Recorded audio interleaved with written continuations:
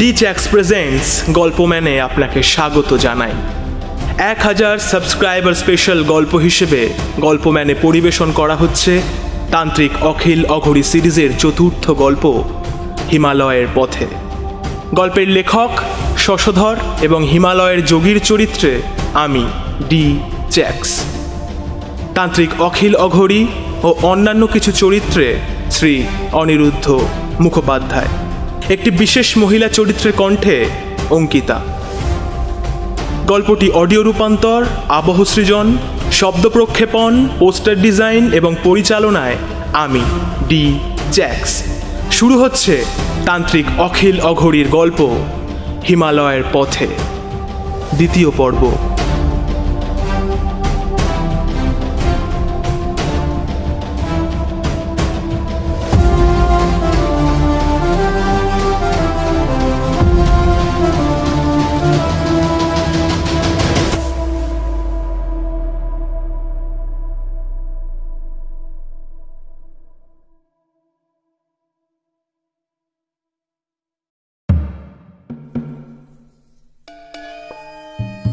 হিমালয় নামটি শোনার সাথে সাথে মনের মধ্যে কেমন একটা আধ্যাত্মিক ও দুঃসাহসিক শিহরণ জাগে, তাই না? সেই হিমালয়ের পথে তান্ত্রিক অখিল অঘরী যাত্রা করেন আজ থেকে বহু সময় আগে। সেই কাহিনীর প্রত্যেকটা বাঁকে বাঁকে কি শিহরিত রহস্য, কি চমক লুকিয়ে আছে, তার হদিশ পেতে গল্পটি শুনতে থাকুন। কি হদিশ পেলেন সেটা না হয় কমেন্ট বক্সে জানিয়ে দেবেন। শুরু হচ্ছে ডি চ্যাক্সের লেখা তান্ত্রিক অখিল অঘরীর গল্প হিমালয়ের পথে, দ্বিতীয় পর্ব।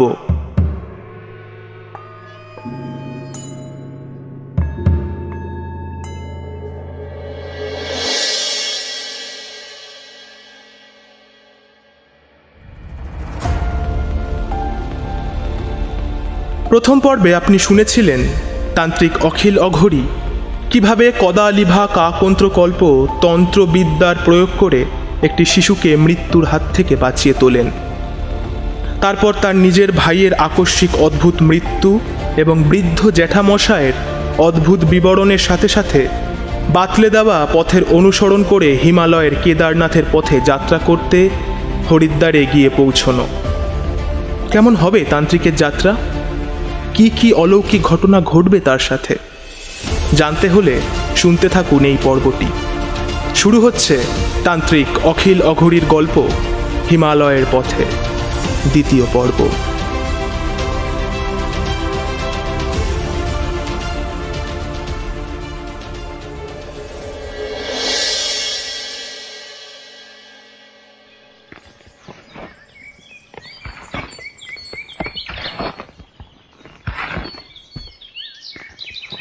একটানা প্রায় 5 ঘন্টা পথ চলার পর ক্লান্তি অনুভব হতে লাগলো।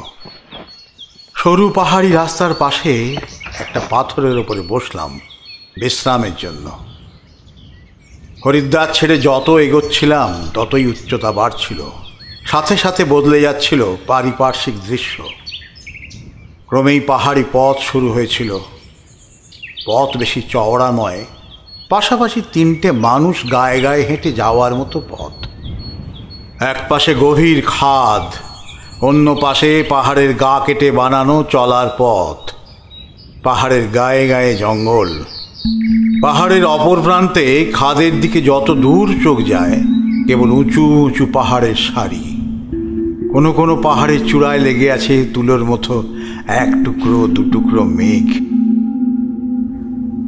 হরিদ্বারের চেয়ে এখানে ঠান্ডা কিছুটা বেশি, কিন্তু সূর্য একেবারে মাথার উপরে থাকায় ঠান্ডাটা ততটাও অনুভব হচ্ছে না। তবে মাঝে মাঝে বয়ে আসা হাওয়া গায়ে ঠান্ডার স্পর্শ দিয়ে যাচ্ছে। দূরের কোনো এক অজানা পাহাড়ের গা বেয়ে নিচে নেমেছে কোনো এক অজ্ঞাত জলধারা, যাকে এখান থেকে রূপলি সুতোর মতো দেখাচ্ছে। চোখ চেয়ে দেখছি সেই অপূর্ব সুন্দর প্রাকৃতিক সৌন্দর্য। বাড়ি থেকে আসার সময় সাথে করে বেশ অনেকটা ছোলার ছাতু, ঘরে ভাজা মুড়ি, চিঁড়ে, মুরকি আর খই এনেছিলাম। কারণ জ্যাঠামশাই আমাকে সতর্ক করেছিলেন যেন সাথে করে পর্যাপ্ত খাবার ও শীতের পোশাক নিয়ে যাই। অন্য কারুর কথায় বিশেষ কান না দিলেও জ্যাঠামশাইয়ের কথা আমি অমান্য করতাম না। কাঁধের থলেটা থেকে খানিকটা খই ও মুড়কি বার করে খেতে লাগলাম। খাওয়া সেরে আরও মিনিট 30 বিশ্রাম নিয়ে আবার শুরু করলাম পথ চলা। রাস্তা সমান নয়, উঁচু নিচু পাথরে ঢালু পথ। সাবধানে চলাফেরা না করলে হোঁচট খেয়ে মুখ থুবড়ে পড়ার সম্ভাবনা কম নয়। যত এগোতে থাকলাম উচ্চতা ততই বাড়তে থাকলো। ঘণ্টা তিনেক কাটতে না কাটতেই সূর্য কোনো এক পাহাড়ের পিছনে নিজেকে আড়াল করে ফেলল। মাথা উঁচু করে চাইলাম আকাশের দিকে। তখনই এমন একটা দৃশ্য দেখলাম তাতে বেশ খানিকটা অভিভূত ও অবাক হলাম। আগেই বলেছি, রাস্তা যা আছে তা পুরোটাই পাহাড়ের গা কেটে বানানো। যে পাহাড়ের গা কেটে রাস্তা বানানো সেই পাহাড়ের দিকে চাইতে দেখে মনে হলো পুরো পাহাড়টা যেন মহাদেবের জটার মতন দেখাচ্ছে, আর তার গায়ে তৈরি রাস্তা যেন মহাদেবের জটা বেয়ে উপরে উঠে জটার ভিতরে প্রবেশ করেছে। জিনিসটা দেখে কেমন একটা ভাব জাগলো আমার মনের মধ্যে। সে ভাব বলে বোঝানো সম্ভব নয়। ধীরে ধীরে অন্ধকার নেমে এলো। পাহাড়ে সন্ধেটা ঝপ করে নামে। এই দেখবে আলো, হঠাৎ করে কখন যে সন্ধে নেমে যাবে তার টেরও পাবে না। এমন অন্ধকারে আলো ছাড়া সেসব জায়গায় পথ চলা বড় কঠিন। চারিদিকে কোথাও এক টুকরো আলো নেই। শুধু আকাশের চাঁদ ও তারার আলোয় যতটুকু দেখা যায় তাতে আশপাশের দৃশ্য দেখে মনে হলো যেন কোনো অন্ধকারাচ্ছন্ন স্বর্গরাজ্যে আমি এসে পড়েছি। আকাশে ভেসে বেড়াচ্ছে তুলো তুলো মেঘ, মাঝে মাঝে বইছে হালকা শীতল হাওয়া, আর বাতাসে যেন কেমন এক অজানা সুন্দর ও তৃপ্তির গন্ধ। এতক্ষণে যে জায়গায় এসেছি সেখানে রাস্তা কিছুটা চওড়া হয়ে গেছে, কিন্তু 10-15 পা দূরেই আবার সরু রাস্তা শুরু হয়েছে। মনে করলাম এখানেই আজ রাতটা কাটানো যাক। খাদের দিক থেকে সরে এসে পাহাড়ের গায়ে একটা পাথরের উপর বসলাম। পায়ে হালকা হালকা ব্যথা অনুভব করছি, ঘুমও পাচ্ছে বেশ। বেশি দেরি না করে কয়েক মুঠো মুড়ি মুড়কি মুখে দিয়ে সেই বড় পাথরের গায়েই হেলান দিয়ে আধশোয়া অবস্থায় ঘুমিয়ে পড়লাম।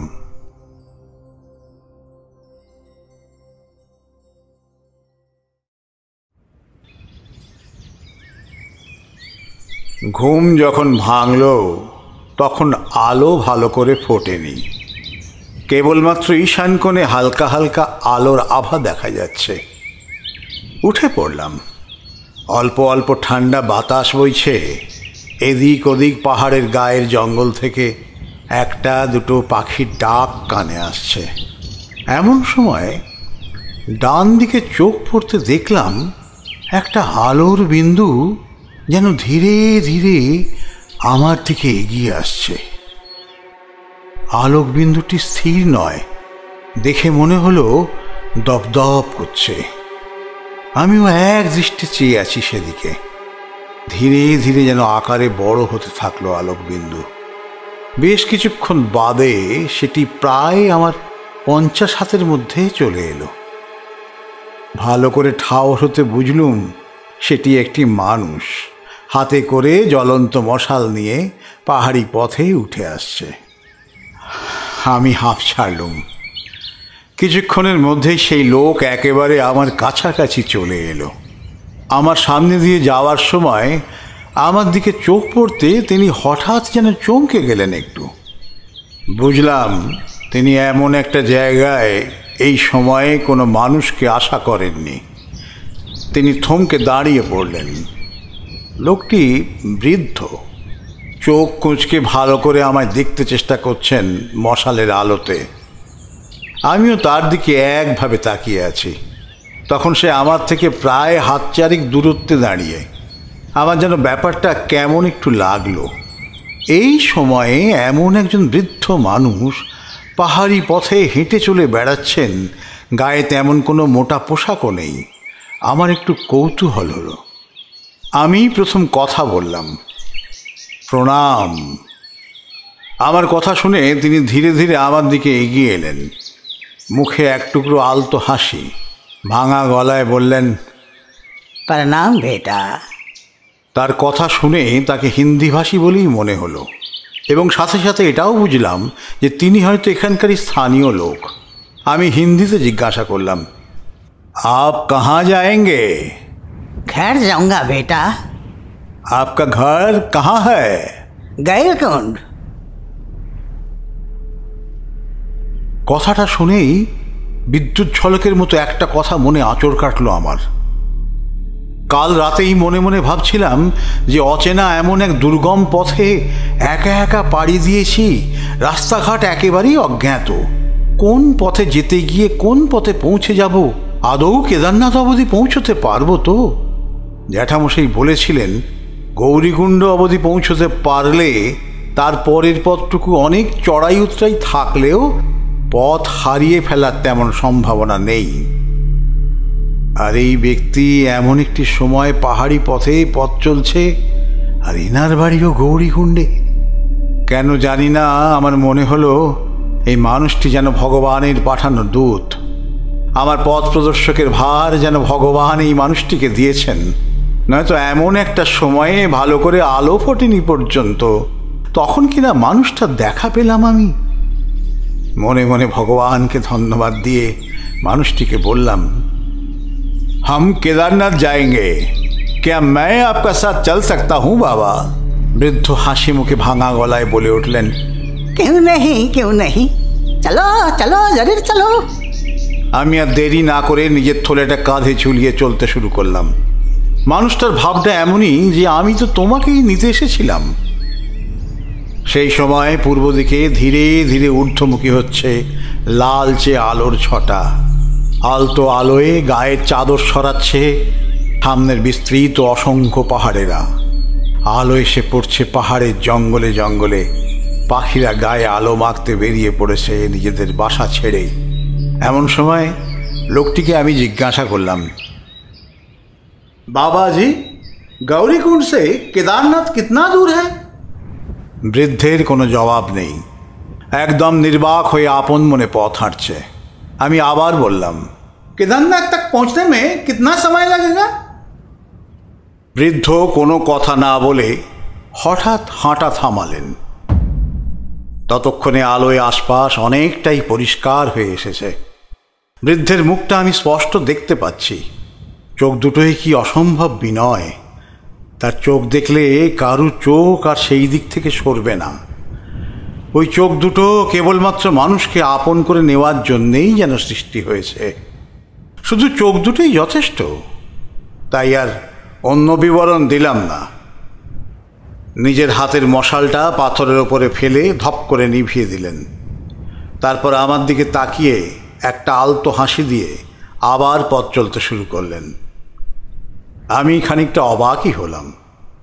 আমিও চুপচাপ চলতে থাকলাম, কথা আর বলিনি।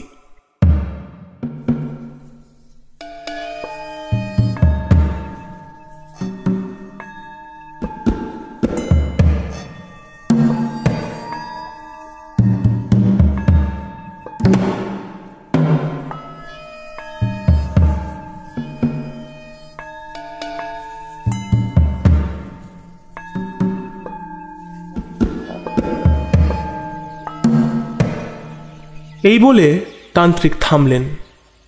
পাশে রাখা ঘটিতে চোখ বুলিয়ে জল নেই দেখে জল আনতে কুয়োর দিকে গেলেন। আমি চুপচাপ বসে আছি আর ভাবছি, মানুষটা কত কিছুই না দেখেছে, কত অভিজ্ঞতা। কেদারনাথ, বরফের পাহাড়, পাহাড়ি রাস্তা, পরিবেশের বুকে শুয়ে রাত কাটানো, কত কিছুই না করেছেন। আমি তার কাছে নিতান্তই নেংটি ইঁদুর অথবা কুয়োর ব্যাঙ মাত্র। মানুষটির কাছে এমন কিছু টাকা পয়সা নেই, নিতান্তই সাধু প্রকৃতির। তাও কোথায় কোথায় পৌঁছেছেন তিনি। আর আমি সরকারি চাকুরে হয়েও, এত রোজগার করেও সেই কোথায় পড়ে আছি। আমার কাছে টাকা থেকেও আমি ঘরের কোণে পড়ে আছি, আর ইনি কিছু না থেকেই কোথায় কোথায় পৌঁছে গেছেন। বরফের পাহাড়, সে তো মানুষের স্বপ্নের জায়গা, যা কেবল মানুষ স্বপ্নেই দেখে টাকার বিছানায় শুয়ে শুয়ে। আর ইনার মতন ফকিরেরাই তার স্বপ্নে এসে তাকে হাতছানি দিয়ে ডাকে। অখিলতান্ত্রিক ঘটি হাতে এসে বসলেন। আমি বললাম, আর বলুন, তারপর কি হলো? বৃদ্ধ কি একেবারেই মৌন? হ্যাঁ, মৌনই ছিল সর্বক্ষণ। তবে সে যা খেল দেখিয়েছিল তা আমার চিরকাল মনে থাকবে। কি হয়েছিল, কি হয়েছিল, কি হয়েছিল ব্যাপারটা একটু বলুন না শুনি। অত তোলা হলে কি চলে? ধৈর্যং রুহু ধৈর্যং। সেদিন প্রায় সন্ধে অবধি পথ চললাম। বৃদ্ধের দৌলতে কিছুটা তাড়াতাড়ি পৌঁছতে পারছি। তিনি অনেক অলিগলি জাতীয় রাস্তা দিয়ে আমাকে নিয়ে গেলেন। কিছু ক্ষেত্রে কয়েকটা পাথরের ফাটলের অল্প জায়গা দিয়ে খুব সরু হয়ে শরীর ঘষিয়েও যেতে হয়েছে। ঠিক এমনই দুটো ছোট ছোট পাথর ফাটল পেরিয়ে যে জায়গাটায় এলাম, সেখানে এক ঝটকায় চোখটা যেন এক অপার্থিব বিশালত্বকে আগলে রেখেছে। সামনের উঁচু উঁচু পাথরের সবুজ রঙের পাহাড়গুলো তাদের গায়ে লেগে থাকা মেঘগুলিকে আদরে ঘুম পাড়িয়েছে নিজেদের কোলে বা পিঠে। আর তার পিছনে ধীরে ধীরে ডুবে যাচ্ছে অস্তগামী সূর্য। সূর্যের আলোর সামনে তুলো তুলো মেঘ চলে আসায় সেগুলোকে দেখে মনে হচ্ছে ভাসমান তুলোর বিছানা। আর আমরা যে জায়গায় দাঁড়িয়ে আছি তার ঠিক 10 হাতের মধ্যে বয়ে চলেছে একটি মাঝামাঝি জলের স্রোত। জলটি বেরিয়ে আসছে পাহাড়ের পাথরের ফাটল থেকে। সেই জল বেশ ঠান্ডা, খুব পরিষ্কার চকচকে। হাতে করে তুলে মুখে দিলাম। সারাদিন হাঁটার পর এমন জল গলায় স্পর্শ করলে তা সোজা গিয়ে মস্তিষ্কে খবর দেয় যে অসাধারণ কোনো পানীয়ের সন্ধান তুমি পেয়েছ।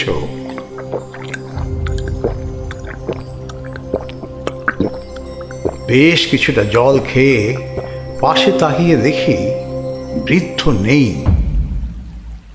কোথায় গেলেন লোকটি? এমন একটা জায়গা থেকে হঠাৎ করে চোখের আড়ালে সরে যাওয়া সম্ভব নয়। এমন সময় দেখি জলধারা ঠিক ওপারে একটা পাথরের গর্ত থেকে বেরিয়ে এলেন। আমিও জলধারা পেরিয়ে তাঁর কাছে গেলাম। গিয়ে দেখি সেটা একটা গুহা।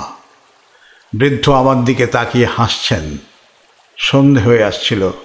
বৃদ্ধ বললেন, आज रात हम इसी गुफा में रहेंगे। पहले भी रहा हूं इधर, साफ ही है एकदम। जब भी हरिद्वार जाता हूं इसमें रात गुजारता हूं। आओ बेटा। আমি তার সাথে সাথে ভিতরে ঢুকলাম। গুহাটি বেশ বড়। ভিতরে ঢুকতে গেলে সিদ্ধারাও বেশি বাঁকাতে হয় না। উনি বললেন, तुम रुको थोड़ा, मैं अभी आई। উনি বেরিয়ে পড়লেন। বাইরে এতক্ষণে সন্ধে নেমে গেছে। ডুবতে থাকা সূর্যটা তলিয়ে গেছে পাহাড়ের খাদে। কিছুক্ষণ বাদে বৃদ্ধ ফিরে এলেন, হাতে করে বেশ কিছু ছোট ছোট কাঠকুটো নিয়ে। কোমরের কোঁচড় থেকে দেশলাই বার করে কাঠগুলির মুখাগ্নি করা হলো। গুহার মধ্যে জ্বলে উঠল ধ্বনি। তাতে পুরো গুহাটা পরিষ্কার দেখা গেল। আমি দেখলাম গুহার দেয়ালে আঁকা রয়েছে কত ছবির মতো কি সব যেন। আমি এগিয়ে গেলাম গুহার দেওয়ালের দিকে। রঙের বিশেষ বাহার নেই, তবে বেশ সাদা আর লাল রং জাতীয় কিছু একটা দিয়ে আঁকা হয়েছে ছবিগুলো। ভালো করে তাকাতে একটা জিনিস বুঝতে পারলাম, যে ছবিটার দিকে আমি তাকিয়ে আছি সেটা মা ছিন্নমস্তার ছবি। আর তার ঠিক পাশেই আঁকা রয়েছে দেবী ছিন্নমস্তার যন্ত্র। তার কিছুটা নিচে ডান দিকে আঁকা রয়েছে দেবী উচ্ছিষ্ট চণ্ডালিনী দেবী মাতঙ্গীর ছবি। এইভাবে দেবী ধূমাবতী, মা শ্যামা, মা তারা, দেবী ভুবনেশ্বরী, বগলামুখী, দেবী ত্রিপুরা সুন্দরী, ভৈরবী, এমনকি দেবী কমলারও ছবি আঁকা, সাথে সাথে তাদের নির্দিষ্ট যন্ত্রগুলিরও। আমার দৃঢ় বিশ্বাস জন্মালো এই গুহায় কোনো এক উচ্চমার্গীয় তান্ত্রিক ছিলেন বা বাস করেন। দেওয়ালের অন্যান্য জায়গার কয়েকটা জিনিস ভালো করে খুঁটিয়ে দেখতে আমি সেটা টের পেয়েছিলাম। দেওয়ালের কোনো কোনো জায়গায় সিঁদুর লেগে আছে, ভালো করে চোখ পাতলে দেখা যায়। এমনকি গুহার দেওয়ালে শুকিয়ে যাওয়া রক্তও দেখেছি। আমার কেন জানি না মনে হলো সেই অতি উচ্চ মার্গের তান্ত্রিকটি বোধহয় এই বৃদ্ধই, যিনি এখন আমার সামনে জ্বলে থাকা ধ্বনিটাকে খুঁচিয়ে দিচ্ছেন। আমি মুখে কিছু বললাম না। আগুনের সামনে গিয়ে বসতে বৃদ্ধ আমার দিকে চেয়ে বললেন, ये गुफा बहुत पुरानी है। कुछ करीब करीब 1 महीना पहले भी यहाँ एक तांत्रिक बाबा रहता था। उसको बहुत बार देखा है मैंने। अब किधर गए? कितने साल से थे यहाँ पे? 10-11 साल होगा, एकदम ठीक ठीक याद नहीं, पर बहुत साल तांत्रिक बाबा थे यहाँ पे। फिर क्या हुआ? पता नहीं कहाँ चले गए, देखा नहीं उसके बाद। ধ্বনিটা জ্বলছে, তার আলোতেই গুহার মুখটা দেখা যাচ্ছে। গুহার মুখের একটা পাথরের আড়াল থেকে এক টুকরো আকাশ দেখা যাচ্ছে, আর তাতেই বুঝলাম বাইরে একদম অন্ধকার হয়ে গেছে।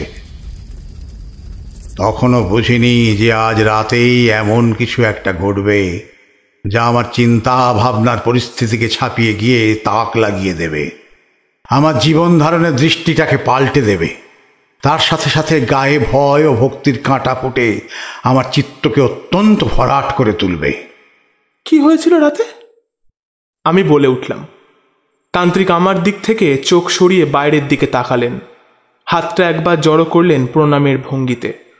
তারপর বলতে শুরু করলেন সেই অত্যাশ্চর্য অভাবনীয় ঘটনা, যা আমার মতো একজন সাধারণ মানুষের ঘুম ছুটিয়ে দেওয়ার জন্য যথেষ্ট ছিল। তান্ত্রিক বললেন, ধুনির পাশে বসেই রাতের খাওয়া শেষ করলাম। বৃদ্ধকেও কয়েক মুঠো মুড়ি মুড়কি খই দিলাম। এখানে জলের কষ্ট নেই। খাওয়া সেরে গুহার বাইরের বয়ে যাওয়া জলধারা থেকে আজলা করে জল তুলে গলা ভেজালাম। বৃদ্ধ জল খেতে বেরিয়ে আকাশের দিকে চেয়ে বলল, আজ অমাবস্যা। আমি কোনো কথা বললাম না। মনে মনে ভাবলাম, হতেই পারে পাহাড়ি লোকেরা অনেক সময় আকাশের দিকে চেয়ে আগামী 1-2 দিনের আবহাওয়া কেমন থাকবে তাও বলে দিতে পারেন, বা আকাশে নক্ষত্রের অবস্থান দেখে দিক নির্ণয় বা তিথি সম্বন্ধেও অনেক কিছু বলে দিতে পারেন। পাহাড়ি মানুষদের কাছে এই সব প্রাকৃতিক লক্ষণগুলোই তাদের জীবনযাপনে সাহায্য করে। এখানে ঠান্ডাটা বেশি। বুঝতে পারছি যত হিমালয়ের কাছাকাছি এগোচ্ছি ঠান্ডা বাড়ছে। ভাগ্যিস বৃদ্ধ বেশ কিছু কাঠ জোগাড় করে ধুনিটা জ্বালিয়েছিল। বেশ রাত হয়ে গেছে, ক্লান্ত লাগছে। গুহার ভিতরের দেওয়ালে পিঠ লাগিয়ে বসে বসে ঝিমোচ্ছে। আমার সামনে ডান দিক ঘেঁষে ধুনির পাশে গুটিসুটি দিয়ে বৃদ্ধ শুয়ে আছেন। ঘুমিয়েছেন কিনা জানি না। এমন সময় কোথা থেকে একটা ঠান্ডা হাওয়া ধেয়ে এলো গুহার ভিতর। সঙ্গে সঙ্গে জ্বলন্ত ধুনির আগুনের ফুলকি ছড়িয়ে গেল চারদিকে, সাথে গরম ছাই ও পোড়া কাঠ। বৃদ্ধের হাতে পায়ে আগুনের ফুলকি লাগতেই সে ধড়মড় করে উঠে বসল। তার চোখে দৃষ্টি বিস্ফারিত। বুঝলাম এক মনে শুয়েছিলেন, হঠাৎ গরমে ছ্যাঁকা লাগতে অপ্রস্তুত হয়ে পড়েছেন। কিন্তু তাতেও এমন বিস্ফারিত চোখে এদিক ওদিক তাকানোর মতো তো কিছু হয়নি। বৃদ্ধ কি একটু বেশিই ভয় পেয়েছেন? এমন একটা ছোট্ট ঘটনায় এতটা ভয় পাওয়া কি উচিত? নাকি তিনি আদৌ এসব নিয়ে ভাবছেন না? তার মনে এর চেয়েও বড় কিছু এর চেয়েও ভয়ানক কিছু চলছে। আমার যেন ব্যাপারটা কেমন একটু লাগলো। আমি কিছু বলার আগেই বৃদ্ধ আমার দিকে তাকালো। তার চোখের সেই বিনয়ী দৃষ্টি এখন আর নেই। তার চোখটা যেন বলে দিচ্ছে, আমি তোমার সব গোপন কথা জেনে গেছি। আগুনের গোলার মতো দেখাচ্ছে তার চোখ দুটো। কঠিন গলায় তিনি আমাকে প্রশ্ন করলেন, तुम कोई तंत्रिक हो क्या? আমি একেবারে ঘাবড়ে গেলাম তার কথা শুনে। আমি তাকে আমার ব্যাপারে তেমন কিছুই বলিনি, কিন্তু তিনি এই কথা জানলেন কি করে? আর তা জানলেও তার চোখ মুখের ভাবটা এমন কেন? এর মধ্যে আবার কঠিন গলায় প্রশ্ন ধেয়ে এলো। এইবার কণ্ঠস্বর খানিকটা বেশি ও আরো বেশি রুক্ষ ও রাগী। क्या हुआ? सुनाई नहीं दे रहा? क्या पूछ रहा हूँ? আমি স্বীকার করে বলি, हाँ बाबा जी, मैं एक तांत्रिक हूं, पर क्या हुआ? आप ऐसे क्यों कर रहे हैं? বৃদ্ধ কাঁপা ও কিছুটা ভয় মেশানো গলায় বললে,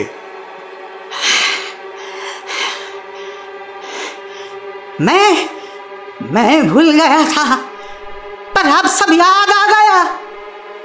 सब याद आ गया मुझे। शायद आज ही हो रात हो जिसका जिक्र साधु बाबा ने किया था।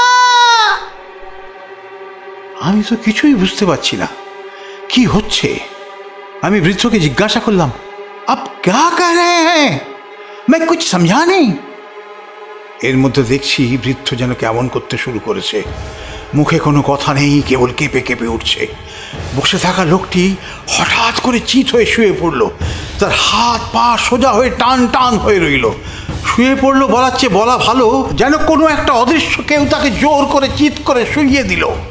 আমি যে বাধা দেব তারও কোনো পথ নেই। বাধাটা দেব কাকে? বৃদ্ধ আর আমি ছাড়া এই গুহাতে তো আর কেউ নেই।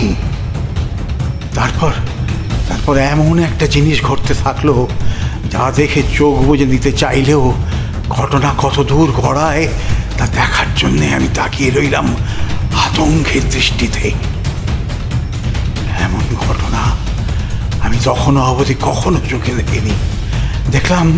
দেখলাম বৃদ্ধের সোজা হয়ে থাকা হাত পায়ের নখগুলো কোনো এক অদৃশ্য সাঁড়াশি শক্ত করে ধরে ধীরে ধীরে উল্টো দিকে মুড়িয়ে উপড়ে দিচ্ছে।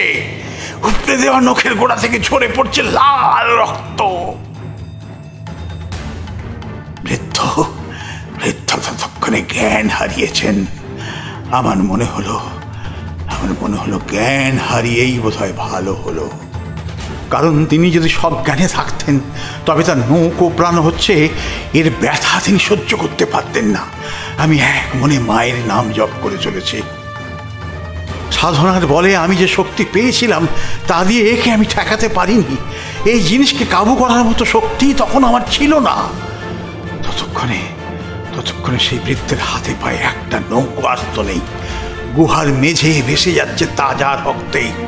আর এর মধ্যে দেখলাম বৃদ্ধের ডান পাটাকে উল্টো দিকে মুচড়ে ভেঙে ফেলার চেষ্টা করছে কোনো এক অদৃশ্য হাত।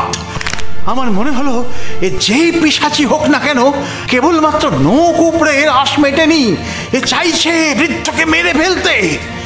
ঠিক তখনই একটা কথা মাথায় আসতে ঘা শিউরে উঠল। মনে হলো বৃদ্ধের পর এবার বুঝি আমার পালা। এই প্রেত যদি আমাকে হত্যা করে, কিন্তু কেন এই হত্যা লীলা? আমি তো কখনো কারোর ক্ষতি করিনি। মহাদেব কি এইভাবেই আমায় মৃত্যুবরণ করাবেন বলেই আমাকে স্বপ্ন দিয়ে এই জায়গায় ডেকে আনলেন? যেই মুহূর্তে এই কথা মনে হলো সেই মুহূর্তেই ঘটল আরও একটা চমক। এতক্ষণে গুহায় জ্বলা ধনির আলো বাতাসে ছড়িয়ে গিয়ে নিভু নিভু হয়ে এসেছিল। তবে হঠাৎ এত আলো কোথা থেকে আসছে? ধনির আলোর মতো এই আলো নয়, একদম সাদা আলো। দেখলাম গুহার মুখ থেকে উপচে পড়ছে উজ্জ্বল এক আলোর ছটা। এক দৃষ্টে তাকিয়ে থাকা যায় না, এমনই সেই আলো। বৃদ্ধের দেহটা সাদা উজ্জ্বল আলোয় স্নান করছে যেন। বৃদ্ধের দিকে তাকাতে বুঝলাম সেই অদৃশ্য পিশাচ বুঝি তার অপকর্ম থামিয়ে মুক্ত করেছে বৃদ্ধের দেহটাকে। এর মধ্যে ধীরে ধীরে বেড়ে চলেছে গুহার বাইরে থেকে আসা উজ্জ্বল আলোর উজ্জ্বলতা। তার সাথে সাথে যেন এগিয়েও আসছে আলোটি, অত্যন্ত ধীরে ধীরে। আস্তে আস্তে বুঝতে পারলাম একটা মানব দেহ এগিয়ে আসছে এই গুহার ভিতরে। এতই আলো যে তার মুখও দেখা যাচ্ছে না। আমার দিকে সেই দেহ যত এগিয়ে আসতে থাকলো, তত আমি অবাক ও বিস্ময়ে ফেটে পড়লাম। এই আলোকিত মানব দেহের মুখ আমি চিনি, বহুবার অনেক কাছ থেকে দেখেছি এই মুখটা। এই মুখ জীবনেও ভোলার নয়। শুধু মুখ কেন, তার হাঁটা চলা, তার অঙ্গভঙ্গি সব সব আমার খুব চেনা। কারণ সেই আলোকিত মানব দেহটি ছিল আমার একমাত্র ভাই নিখিলের। কিন্তু এই তার কেমন রূপ, কেমন বেশ, আর তার চেয়ে বড় কথা, নিখিল তো মারা গেছে। কিন্তু কই, এই নিখিলকে দেখে তো তা মনে হয় না। একে দেখে মনে হচ্ছে সারা দেহ থেকে উপচে পড়ছে প্রাণ শক্তি। চোখের চাহনির দৃঢ়তায় প্রকাশ পাচ্ছে অতীব শক্তিধর মহাত্মার। তার ওই চোখের চাহনি দেখে আমার নিজের চোখ কপালে ওঠার জোগাড় হয়েছে। সে ধীরে ধীরে আমার কাছে এগিয়ে এসে বলল, ভয় পেও না দাদা, কি করব বলো? তোমার আগেই ভগবান আমায় তার কাছে ডেকে নিলেন। তার ডাকে কেউ কি মুখ ফিরিয়ে থাকতে পারে? তোমার কোনো ভয় নেই, তোমার কেদারনাথ যাত্রা সফল হবে। আমার মুখে কোনো কথা নেই। মুখের সব কথা যেন জড়িয়ে কণ্ঠের কবরে চাপা পড়েছে। নিখিল বলে চলল, আমি জানি তুমি খুবই অবাক হচ্ছ, সেটাই স্বাভাবিক। এই যে বৃদ্ধকে শুয়ে থাকতে দেখছো, এর নাম মতি আগরওয়াল। একে আমি পাঠিয়েছিলাম তোমার কাছে। বেঁচে থাকতে এর সাথে আমার বহুবার দেখা হয়েছে, এই গুহার আশেপাশেই। আমায় খুব মান্য করত, তবেও কখনো বোঝেনি যে আমি এই গুহায় যতদিন ছিলাম ততদিন সূক্ষ্ম শরীরেই ছিলাম। এই গুহায় 12 বছর সূক্ষ্ম দেহে সাধনা করে গেছি আমি। আর আমার আসল দেহ ছিল আমাদের গ্রামের বাড়িতেই। তারপর আমার থেকে এক পা পিছিয়ে গিয়ে বলল, আমি জানি তোমার মনে অনেক প্রশ্ন খেলা করছে, তবে এখন আর নয়। আমার যাওয়ার সময় এসেছে। তবে মনে রেখো, তোমার সাথে আমার আবার দেখা হবে। আর যেখানে দেখা হবে সেই জায়গা হিমালয়ের মহাপবিত্র জ্ঞানগঞ্জ মঠ নামে পরিচিত। সেই জায়গার ডাক আজ অবধি কেউ ফিরিয়ে দিতে পারেনি, তুমিও পারবে না। ভগবানের যে এমনই ইচ্ছে দাদা, তুমি মতির সেবা শুশ্রূষা করো। ওর পাপের ফল যতটুকু ছিল ততটুকুও পেয়েছে। ভগবান ওর বিচার করেছেন। আজ রাতের কথা ও স্মৃতি থেকে আমি মুছে দেব। তুমি ওকে সেবা করে সুস্থ করে তুলো, আর আমি জানি তুমি তা করবে। আমি চললাম, আমার পিছু করো না।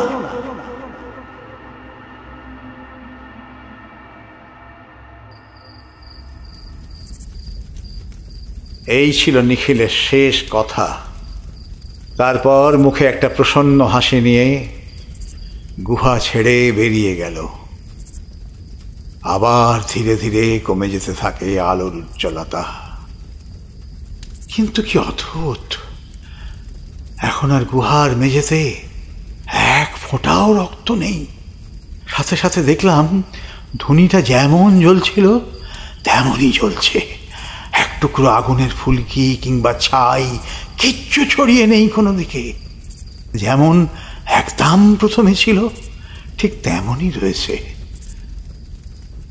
তবে বৃদ্ধের তখনও জ্ঞান ফেরেনি।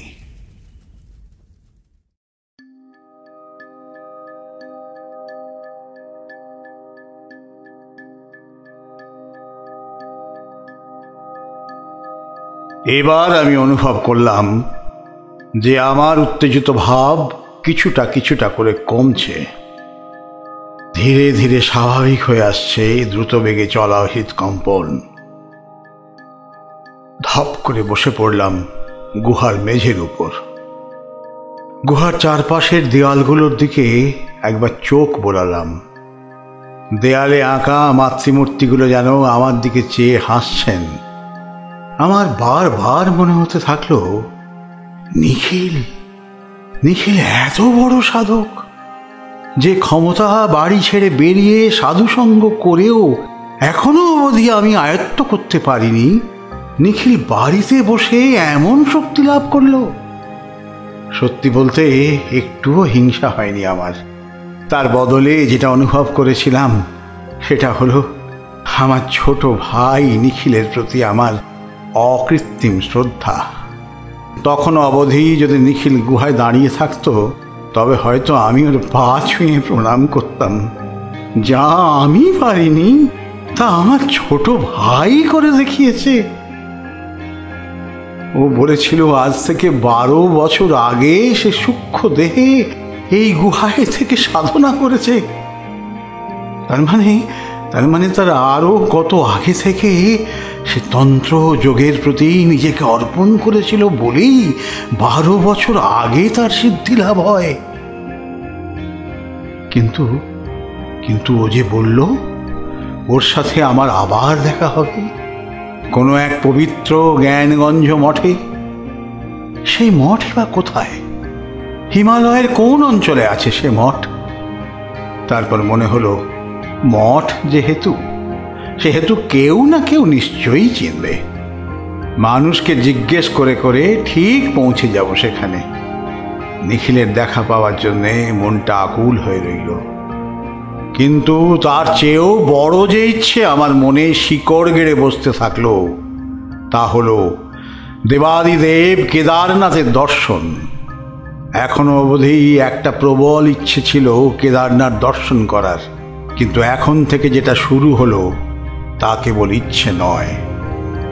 আমার সমস্ত ধ্যান জ্ঞান জুড়ে কেবলই কেদারনাথ বিরাজ করতে শুরু করেছেন। কয়েকবার মনেও হলো যেন এখনই গুহা ছেড়ে বেরিয়ে কেদারের পথে হাঁটা শুরু করি। কিন্তু ভাই যে বলে গেল বৃদ্ধকে সুস্থ করে তুলতে, তার কি হবে? তারপর প্রায় 32 দিন কেটে গেছে। নিজেকে প্রায় গুহাবাসী বলেই ভাবতে শুরু করেছিলাম।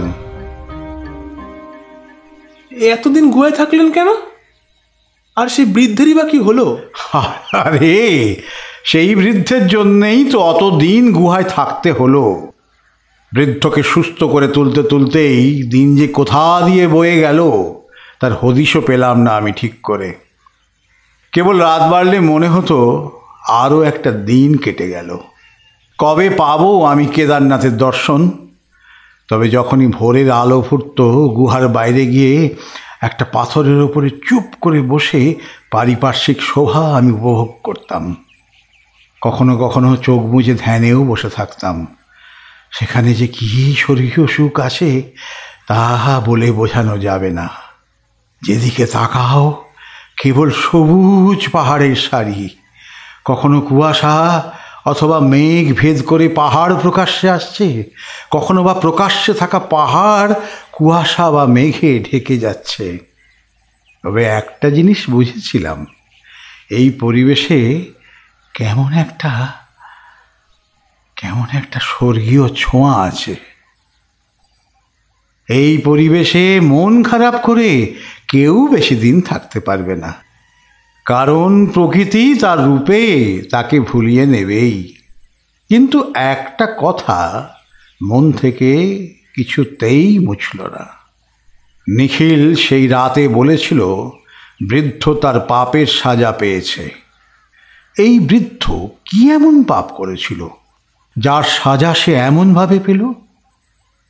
আরও একটা কথা হলো, বৃদ্ধ সেদিন রাতে ঘুম ভেঙে আমি কোনো তান্ত্রিক কিনা তা জানতেই বা চাইছিল কেন?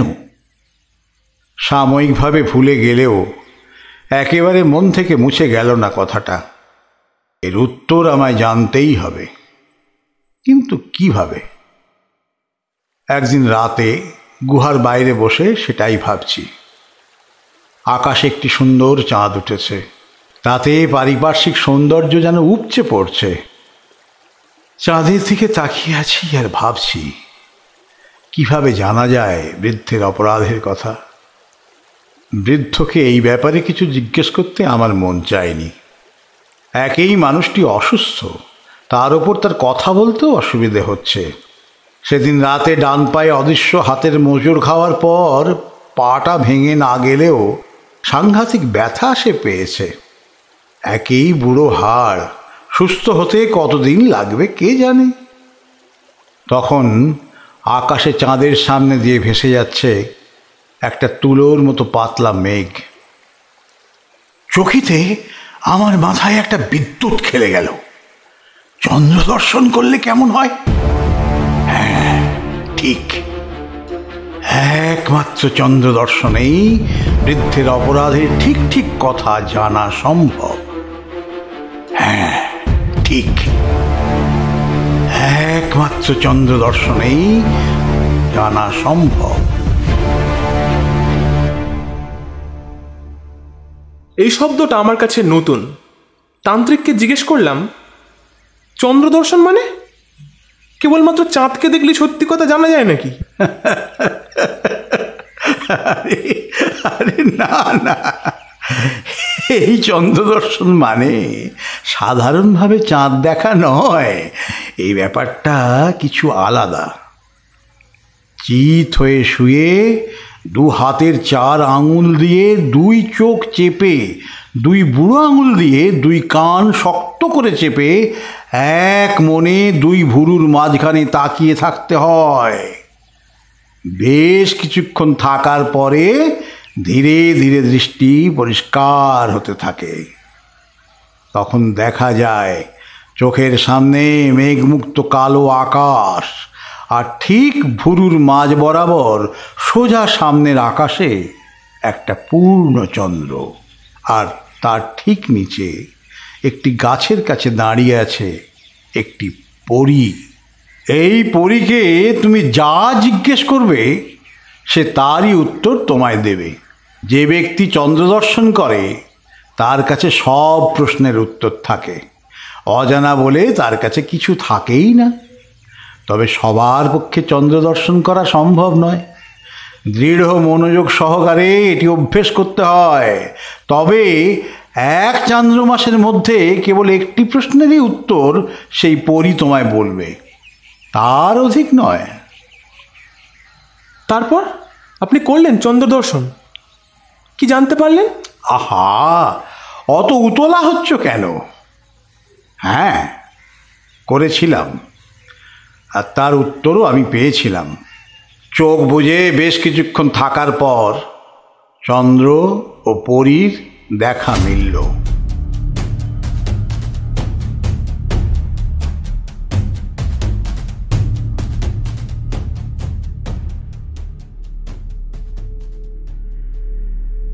তাকে বৃদ্ধের অপরাধের কথা জিজ্ঞেস করতে পরী বলল,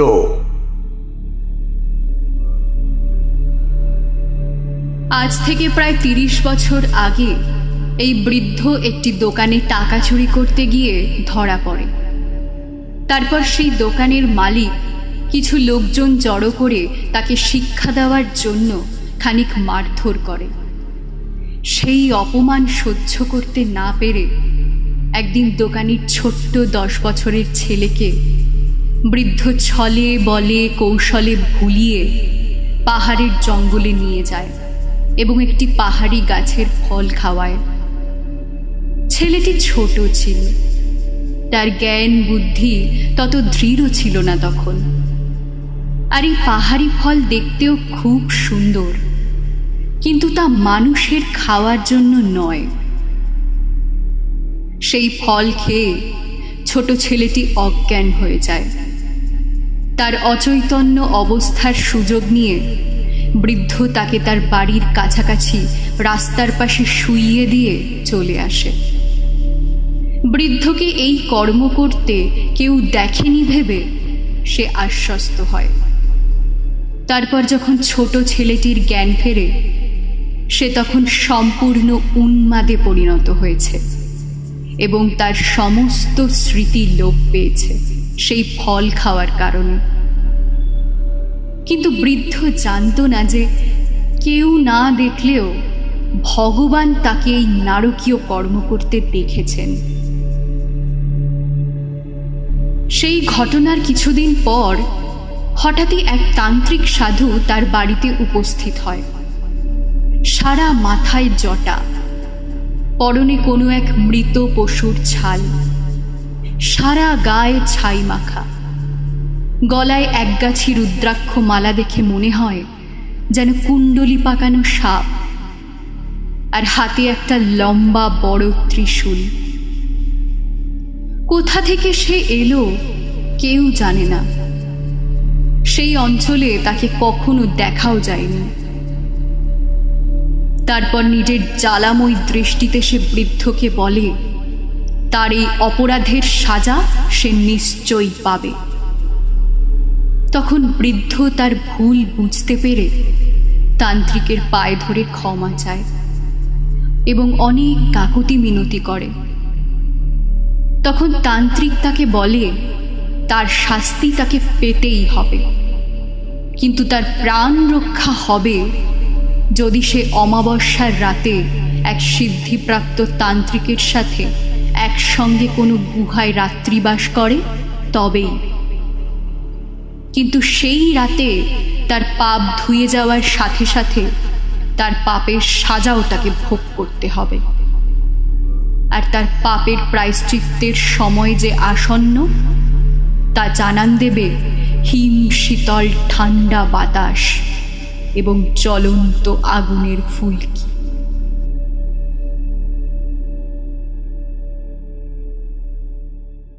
এই বলে চোখের সামনে থেকে উধাও হয়ে যায় পূর্ণচন্দ্র ও সেই বড়ি। আমি চোখ খুলে চাইলাম, দেখলাম সামনে শুয়ে বৃদ্ধ বিভোর হয়ে ঘুমোচ্ছেন। তারপর এই বিষয়ে আপনি আর তাকে কিছু বলেননি? আমি আর কি বলবো, তার সাজা সে পেয়েছে।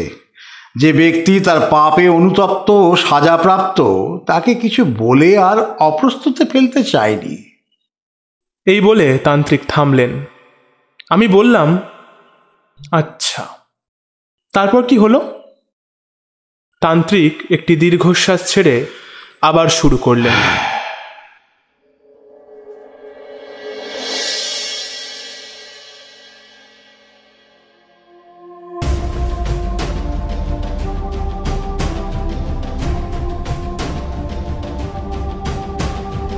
শুনছিলেন তান্ত্রিক অখিল অঘোরী সিরিজের চতুর্থ গল্প হিমালয়ের পথে, দ্বিতীয় পর্ব।